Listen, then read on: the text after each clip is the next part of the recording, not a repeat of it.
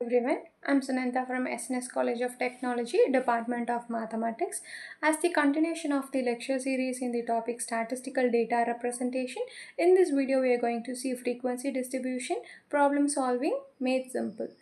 So master the art of organizing and interpreting data through frequency distribution, transform complex data sets into clear, actionable insights that drive better decision making and statistical understanding. So first let us see what is frequency distribution. A frequency distribution is a statistical tool that reveals patterns into your data by showing how often each value or a category appears in a data set. Think of it as your data fingerprint. It organizes raw, messy information into clean, interpretable tables or graphs. This fundamental concept transforms chaos into clarity, making it easier to spot trends, identify outliers, and draw meaningful conclusions from your observation. So let us see the type of frequencies as ungrouped frequency, grouped frequency, cumulative frequency, and relative frequency. So the first one is a discrete type in which the bits are counted as 0, 1, 2, 3, and second was a group. In this we can see the continuous data set with rangings between 10 to 19, 20 to 29, 30 to 39, etc. Next one is a cumulative frequency, shows running totals of frequency up to each class, helps answer questions like how many values are less than or equal to x percentiles.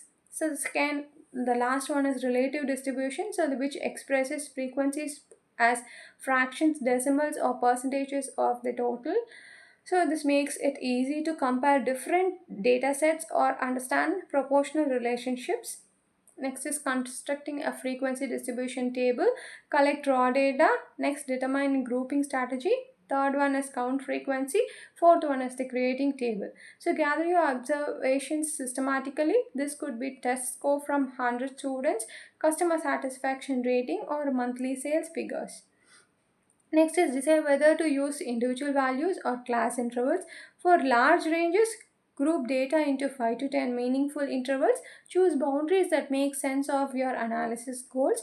Next is count frequencies. Systematically count how many data points falls into each category or interval. Use tally marks for accuracy, especially with large data sets. Double check your count, add up to the total. Next is creating table. Organize result in a clear table with categories, intervals in one column and their corresponding frequencies in another. Add total and consider including relative frequency. The next one is visualizing frequency distributions. The first one, it is bar graph, perfect for category data. Each bar graph a category with height showing frequency, great for comparing different groups like survey responses and product preferences. Next is histogram. Histogram, specialized bar graph for numerical data through grouped into intervals. Bar touch each other to show continuous nature of data, ideal for displaying test scores or measurement data. Next is frequency polygons. So line graph connecting midpoints of intervals. Excellent for comparing multiple distributions or showing trends over time in frequency data. Next is line plot. Display individual data points as marked on a number line. Best for small dataset where you want to show exact values. Next is problem solving. So hair color probability. Here let us consider the scenario. A class of 43 students has the following hair color distribution. So there are 50 students with brown color, 10 students with black, 16 with blonde and 2 with red. So the question is, what is the probability that the randomly selected student has neither blonde nor a red hair?